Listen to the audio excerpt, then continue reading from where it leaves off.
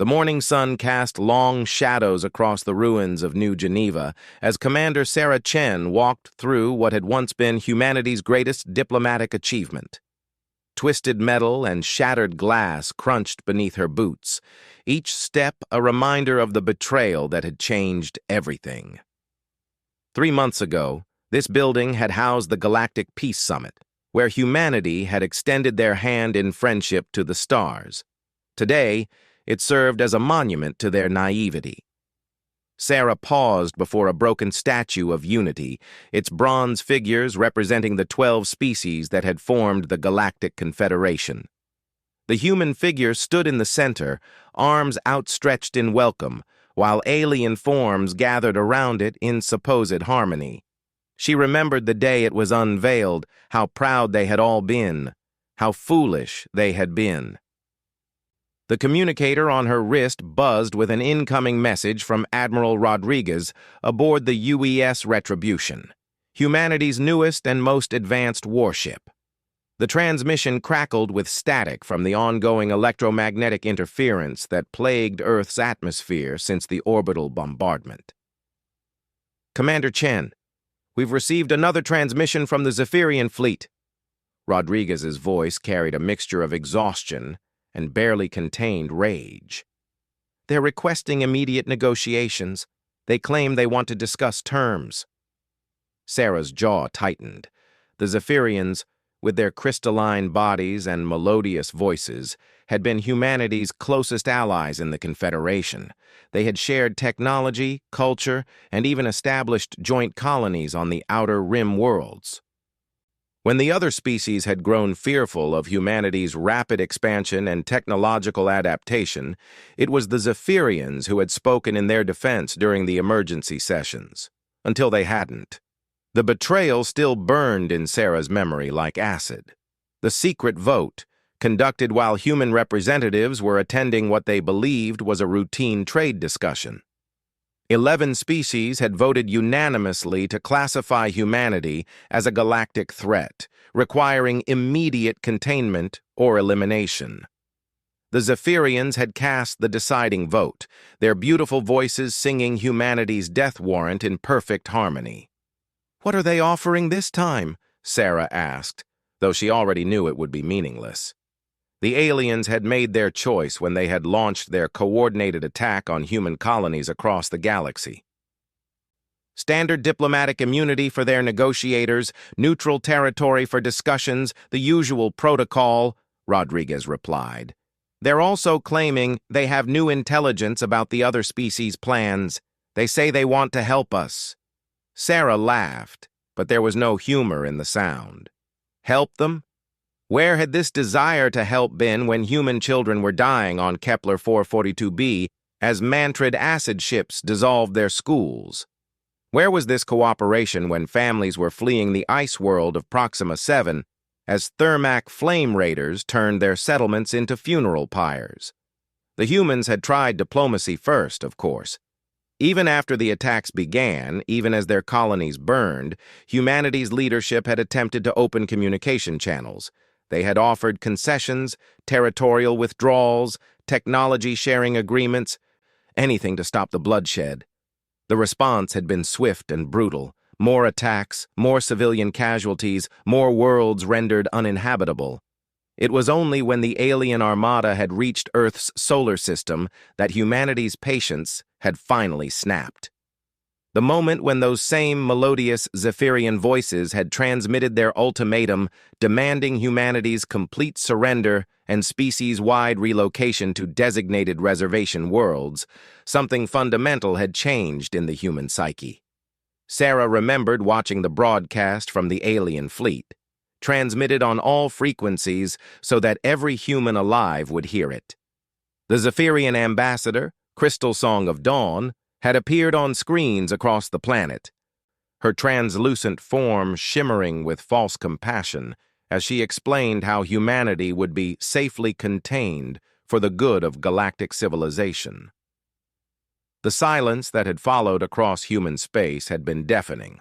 Not the silence of fear, but the silence of a species collectively holding its breath before unleashing its fury. Within hours, every human military vessel, from the massive dreadnoughts to single-pilot fighters, had received the same message from the Emergency War Council. It was only 3 words long, but those words had echoed across human space with the force of thunder. No more mercy. The counterattack had begun immediately. Humanity had spent decades developing their military technology alongside their alien allies, learning the weaknesses and capabilities of every species in the Confederation. That knowledge, freely shared in the spirit of cooperation, now became their greatest weapon. The first strikes had targeted the alien fleet's command ships, using frequency weapons specifically tuned to disrupt Zephyrian communication crystals. The beautiful, singing voices that had condemned humanity to slavery fell silent in space as their ships lost coordination and began drifting helplessly. But humanity wasn't interested in disabling their enemies anymore. The UES Retribution and her sister ships had opened fire with weapons that had been theoretical just months before. Antimatter torpedoes, quantum disruptors, and weapons that turned enemy ships into expanding clouds of superheated plasma. The alien fleet, expecting a desperate but ultimately futile resistance, instead found themselves facing an enemy that fought with a cold, calculating fury they had never encountered before. Ships that had bombarded human colonies were systematically hunted down and destroyed. When Mantrid vessels tried to retreat behind asteroid fields, human forces pursued them with mining charges that turned their hiding places into death traps. Sarah's communicator buzzed again, pulling her from her memories.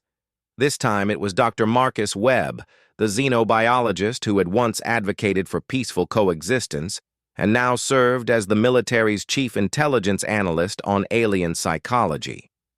"Commander, I've been analyzing the latest Zephyrian transmissions." Webb's voice carried the weight of a man who had watched all his beliefs about interspecies cooperation burn. "They're not just requesting negotiations. They're begging." The word hung in the air like a curse. Begging. The same species that had voted to enslave humanity, that had participated in the bombardment of Earth's cities, was now begging for mercy. "What exactly are they saying?" Sarah asked, though part of her already knew she didn't want to hear it. "Their latest transmission lasted 47 minutes. It's a detailed plea for cessation of hostilities, claims that they were coerced into joining the attack, promises of reparations and technological exchanges. They're offering to provide intelligence on the other species' military capabilities and strategic plans." Sarah felt a cold smile cross her lips. Intelligence they already possessed, thanks to decades of friendly cooperation. The aliens had taught humanity everything they needed to know to destroy them, and now they were offering to betray their allies in exchange for survival. "They're also claiming that the war was orchestrated by the hegemonic council without their knowledge," Webb continued. "They say they were told the attacks were defensive measures against human aggression. The lies came so easily to them now." Sarah remembered the footage from the Kepler colony, how Zephyrian crystal ships had systematically targeted civilian shelters while broadcasting their harmonious songs of victory. There had been nothing defensive about watching children run screaming from their homes as alien weapons turned their playground into molten glass. "What does Command want us to do about their request?" Sarah asked, already knowing the answer but needing to hear it confirmed. "The Admiral has been very clear," Webb replied. "We're to continue with Operation Retribution. No negotiations, no quarter, no mercy. The alien species wanted to see what humanity was capable of when pushed beyond their breaking point. They're about to find out." Sarah nodded, feeling a grim satisfaction settle in her chest. The aliens had spent decades studying human history, fascinated by their capacity for both creation and destruction. They had marveled at humanity's wars, their art, their music, their literature that spoke of love and loss and sacrifice. But they had made a critical error in their analysis. They had assumed that humanity's civilization had tamed their deeper nature. that their technology and culture had somehow evolved them beyond their primitive instincts. They had seen the peaceful colonies, the diplomatic missions, the cultural exchanges, and concluded that humans had become soft. They had forgotten that the same species capable of writing poetry about the beauty of distant stars was also capable of turning those stars into weapons. Sarah turned away from the ruined statue and began walking toward the military compound where her transport waited. Above her, the sky flickered with the light of distant explosions as human ships continued their systematic destruction of the remaining alien fleet. The Zephyrians could beg all they wanted. Humanity was no longer interested in their songs. The aliens had wanted to see what happened when humanity was pushed too far. Now they would learn that some lines once crossed could never be uncrossed. The age of human mercy was over, and the age of human retribution had begun. As Sarah reached her transport, she could hear the faint sound of alien transmissions crackling over the emergency frequencies, voices pleading in dozens of languages for humanity to show the compassion they had once been known for. But those pleas fell on deaf ears now. Humanity had offered their hand in friendship, and the aliens had tried to cut it off. Now they would discover what happened when that same hand closed into a fist. Captain Elena Vasquez stood on the bridge of the UES Nemesis, watching through the main view screen as another alien world burned beneath them. Thermac Prime had once been a thriving industrial center, its molten cities home to nearly 2 billion of the lava-dwelling species that had enthusiastically joined the campaign against humanity. Now those same cities were cooling into twisted metal graveyards as human orbital bombardment platforms systematically eliminated every trace of civilization on the planet's surface. "Ma'am, we're receiving multiple surrender broadcasts from the surface," Lieutenant Commander Park reported from his communications station, his voice carefully neutral. "Population centers are displaying white light patterns according to universal surrender protocols." Elena's expression didn't change as she observed the planet below. White lights, the galactic standard for unconditional surrender, were appearing across Thermac Prime like stars in the darkness. Too little, too late. The Thermacs had been particularly enthusiastic in their attacks on human colonies, their flame raiders specifically targeting civilian populations because, as their war songs claimed, they wanted to burn the soft-flesh invaders from the inside out. "Are there any human prisoners being held on the surface?" Elena asked, though she already knew the answer. The Thermacs didn't take prisoners. Their biology required them to consume the heat from dying organisms, and human body temperature made them particularly appealing prey. "Negative, ma'am. Intelligence confirms no human survivors in this system," Park replied. Elena nodded slowly. "Continue bombardment. Target the remaining industrial complexes."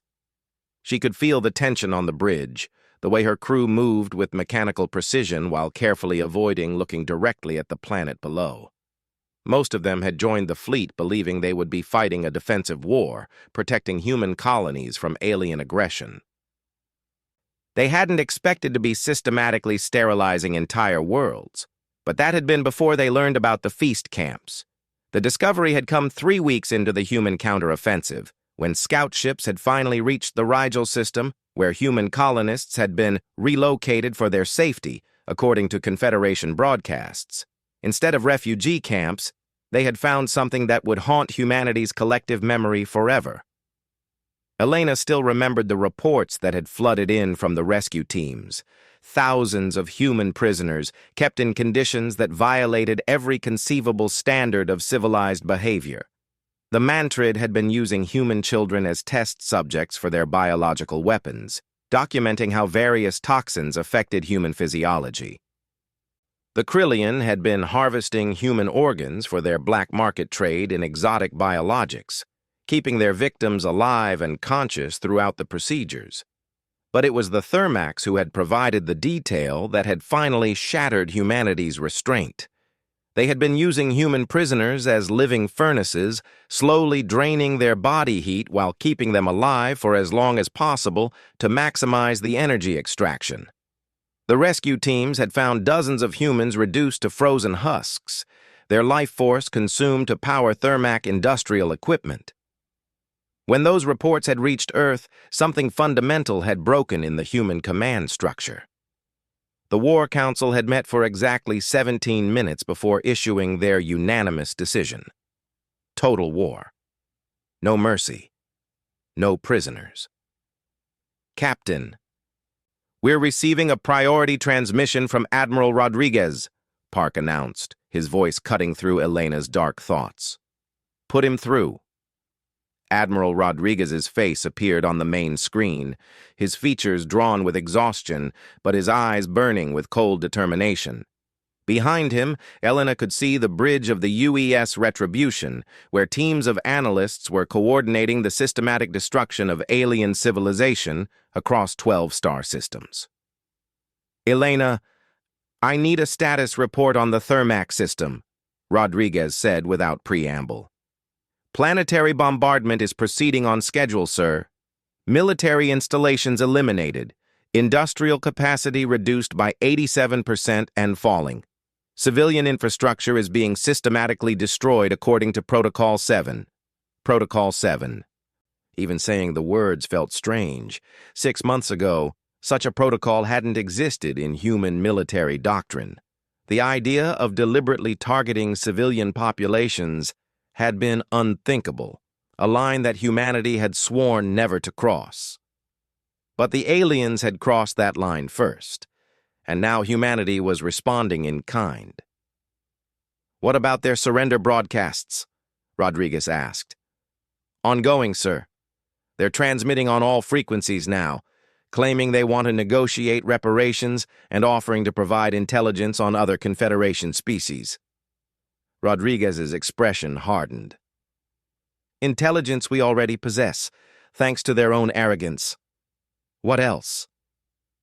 They're claiming that the feast camps were operated without their knowledge, that rogue elements within their military acted independently.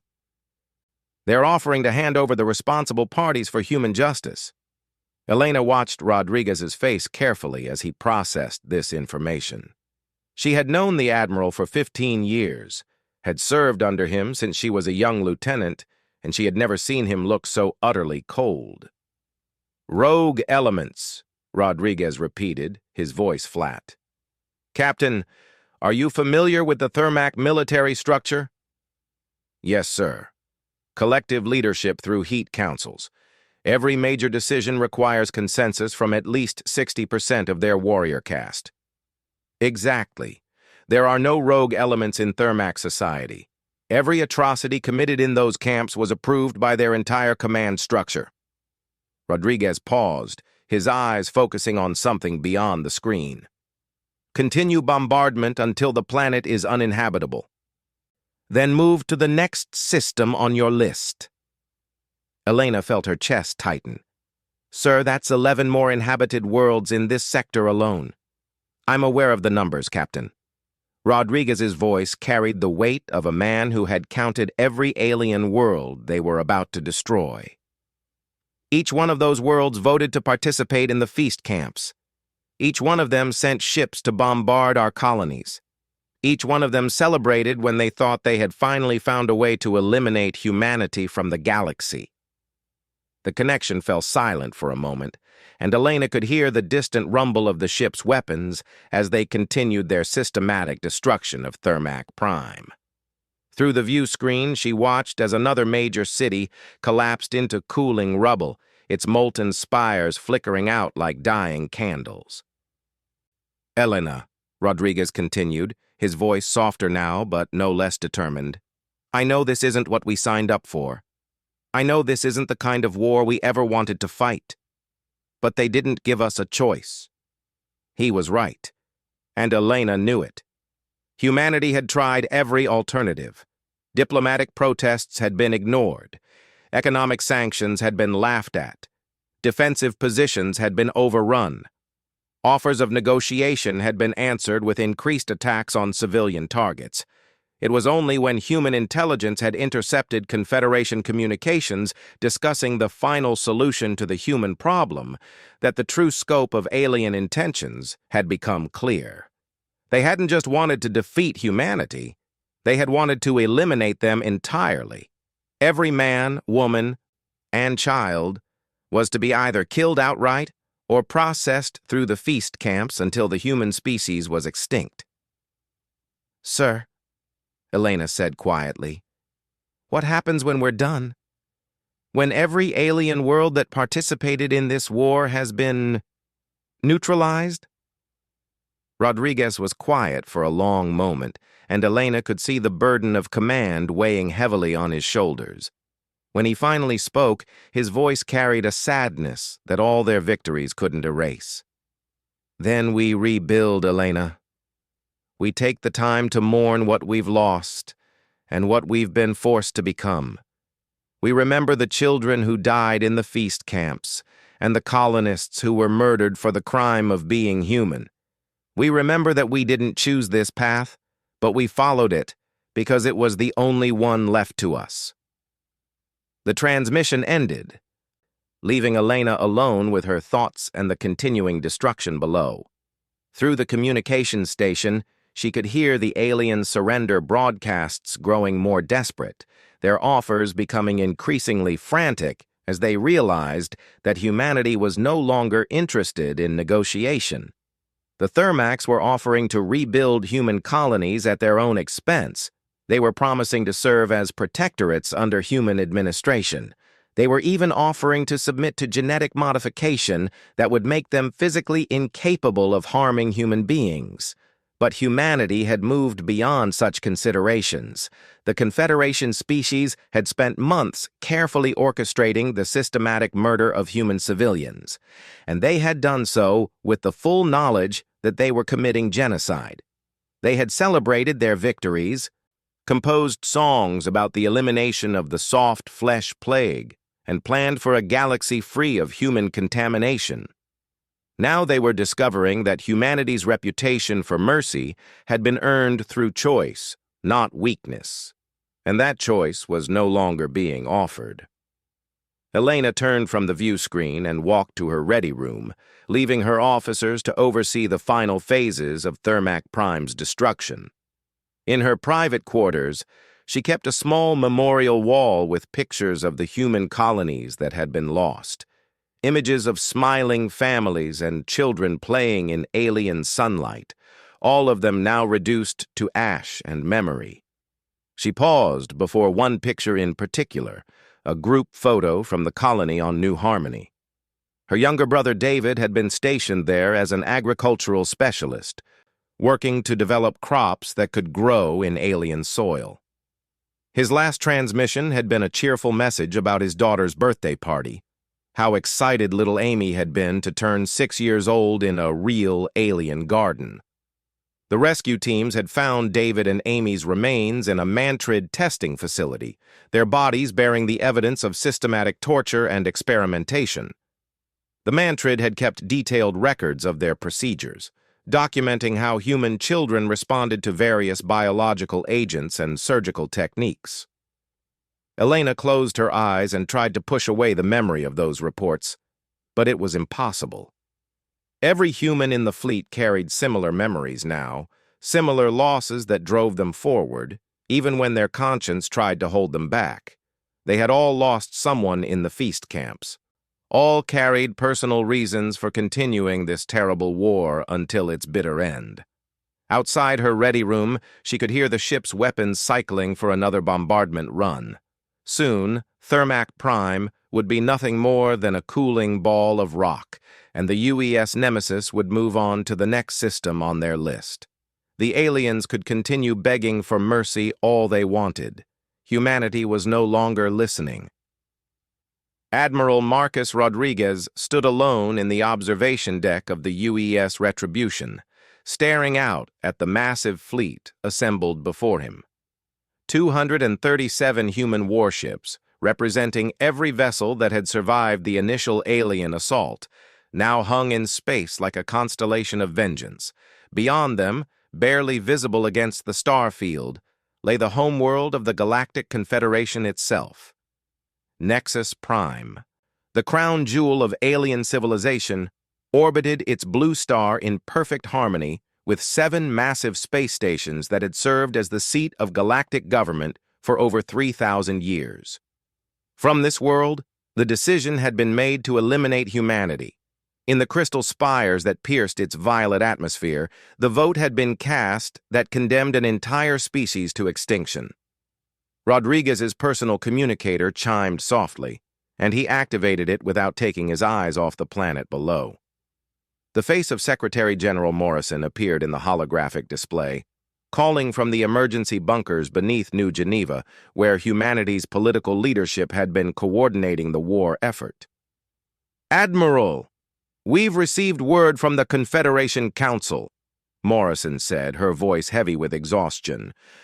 "They're requesting an immediate ceasefire and formal negotiations. They're offering complete reparations for all human losses and permanent seats on the Galactic Council for Human Representatives."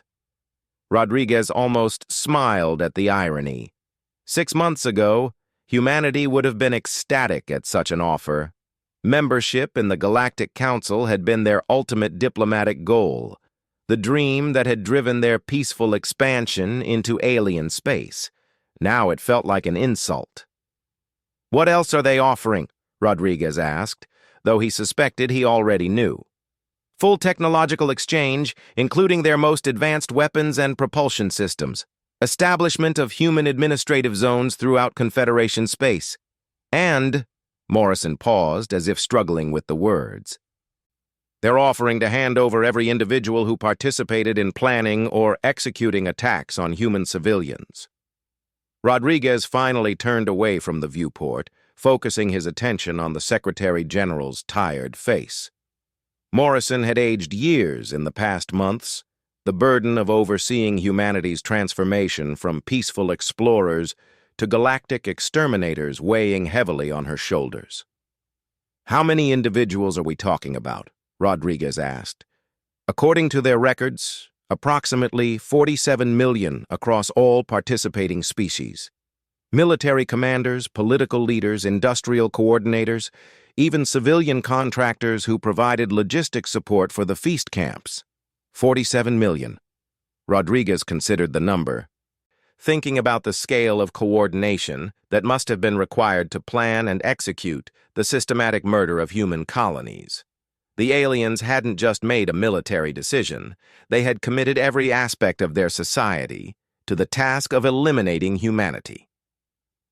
"What's the recommendation from the War Council?" Rodriguez asked.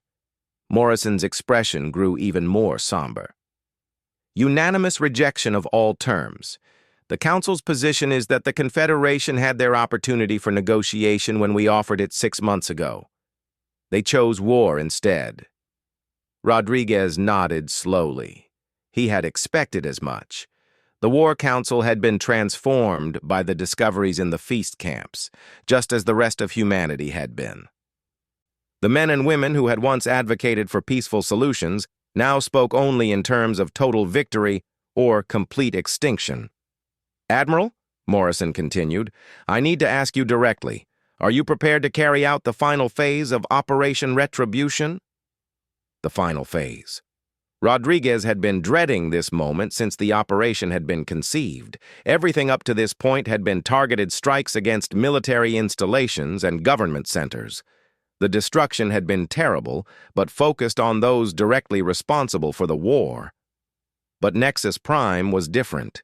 It wasn't just a military target or a government center. It was the heart of Confederation civilization, home to nearly 12 billion beings from across the galaxy. Destroying it would effectively end alien spacefaring civilization for generations to come. "Admiral?" Morrison prompted when he didn't immediately respond. "I'm reviewing the final intelligence reports now," Rodriguez replied, though he had memorized every detail hours ago. Nexus Prime houses the central archives containing the location of every Confederation world, their defensive capabilities, and population centers. It also contains the genetic databases they were using to develop biological weapons specifically targeted at human physiology. He paused, thinking about those biological weapons. Human intelligence had discovered that the aliens hadn't just been planning to eliminate existing humans. They had been working to ensure that human genetics could never again arise anywhere in the galaxy. They had been preparing to sterilize every world where humans had ever lived, making them permanently uninhabitable for human biology. The intelligence is clear, Rodriguez continued. As long as Nexus Prime exists, as long as the Confederation government structure remains intact, humanity will never be truly safe. They've demonstrated their willingness to commit genocide once. Given time and opportunity, they'll attempt it again. Through the observation deck's viewport, Rodriguez could see the first wave of human attack ships beginning their approach runs. The plan was brutally simple: systematically destroy the orbital defense platforms, eliminate the government centers, and then commence planetary bombardment until Nexus Prime could no longer support complex life. His communicator chimed with an incoming transmission from Captain Sarah Chen, now commanding the assault group tasked with eliminating the planet's defensive systems. Her face appeared alongside Morrison's in the holographic display. "Admiral, we're receiving massive civilian evacuation broadcasts from the surface," Chen reported. "They're claiming that most of the population had no knowledge of the feast camps and asking for time to evacuate non-combatants." Rodriguez felt a familiar tightness in his chest. The same tightness he had felt when reviewing reports from the human colonies, reading about children who had been used as test subjects and families that had been systematically murdered. The aliens were asking for the same mercy they had refused to show to human civilians.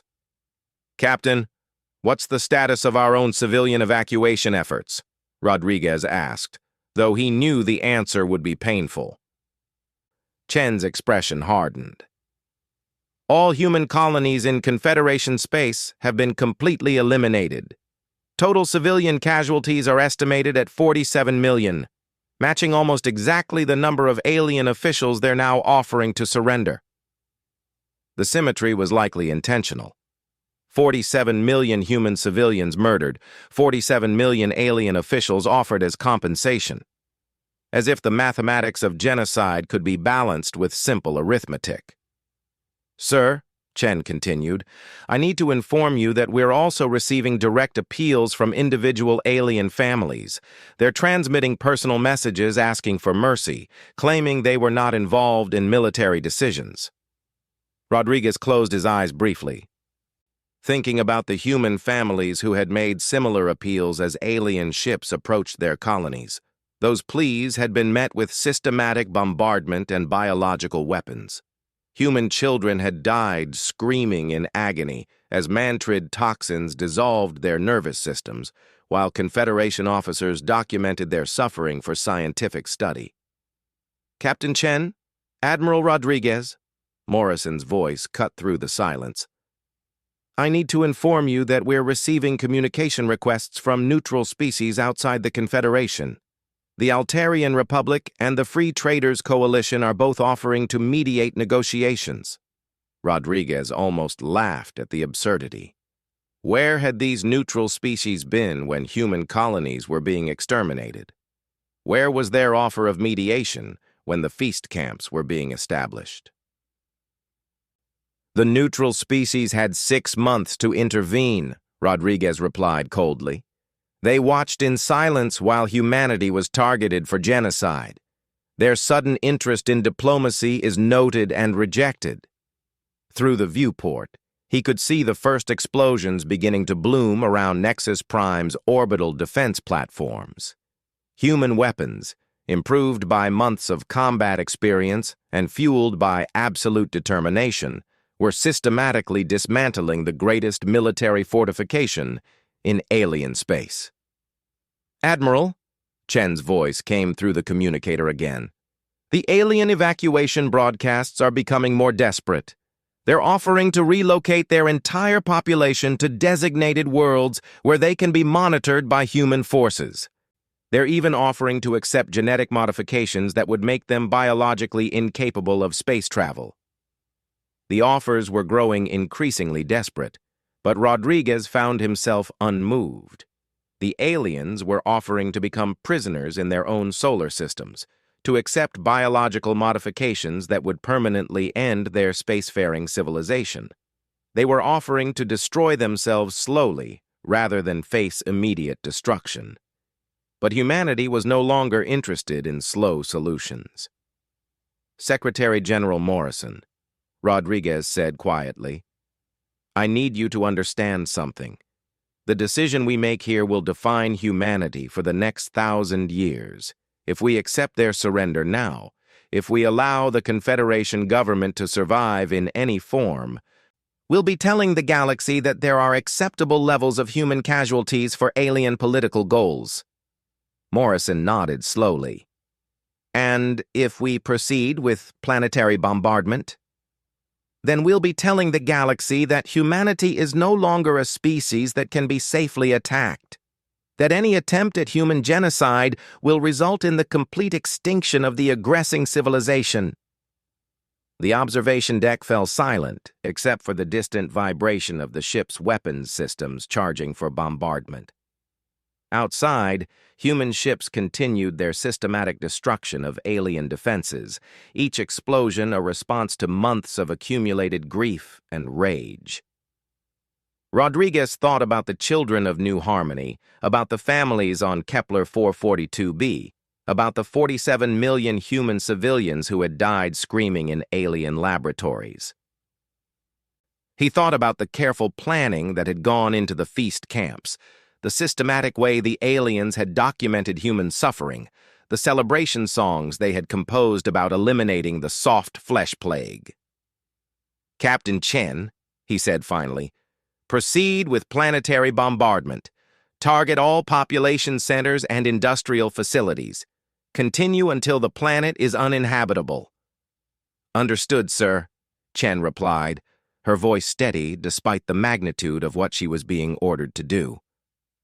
Secretary General Morrison, Rodriguez continued, please transmit a final message to the Confederation Council. Tell them that humanity received their request for negotiations. Tell them that our answer is the same answer they gave to our civilians in the feast camps. Morrison nodded grimly. What message would you like me to send? Rodriguez turned back to the viewport, watching as the first bombardment rounds began to impact Nexus Prime's surface. Each explosion represented the fury of a species that had extended its hand in friendship only to have it bitten by those they had trusted. Tell them that humanity's age of mercy is over, Rodriguez said quietly. Tell them that they taught us what happens when civilizations refuse to coexist peacefully, and tell them that the lesson has been learned completely. The bombardment continued through the night cycle, and by morning, Nexus Prime was nothing more than a slowly cooling ball of molten rock. The Galactic Confederation, 3,000 years of alien civilization, had been reduced to scattered survivors fleeing into deep space. Humanity stood alone among the stars now. No longer the peaceful explorers they had once been, but something harder and infinitely more dangerous. They had learned that mercy was a luxury that could only be afforded by those strong enough to survive without it. The aliens had begged for mercy in their final hours, but humanity no longer remembered how to grant it. They had been taught too well that in the vast darkness between the stars, only the strongest and most ruthless could hope to survive. And humanity intended to survive.